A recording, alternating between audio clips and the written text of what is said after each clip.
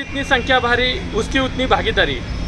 आज केंद्र सरकारने जातनिहाय जनगणना घेण्याचा निर्णय घेतलेला आहे। सगळ्यात प्रथम मी केंद्र सरकारचे अभिनंदन करतो आणि आभारी मानतो। आदरणीय राष्ट्रनायक महादेवरावजी जानकर साहेबांच्या सामाजिक चळवळीपासून जर सगळ्यांनी ऐकले असेल तर आपण यशवंत सेनेमध्ये जानकर साहेब म्हणायचे, जिसकी जितनी संख्या भारी उसकी उतनी भागीदारी।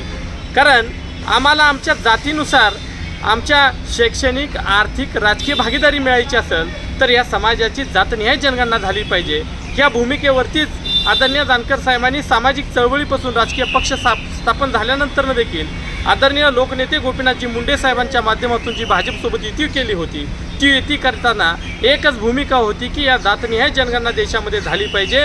ही भूमिका घेऊन जानकर साहेबांनी आम्ही महायुतीसोबत युती केली होती। आज अत्यंत आनंद होतोय।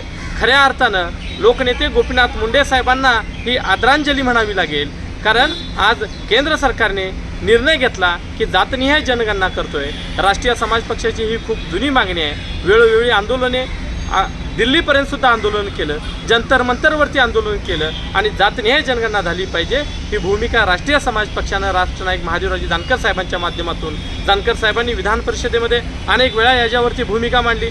सभागृहामध्ये हा मुद्दा लावून धरला होता आणि आज जातनिहाय जनगणना होते।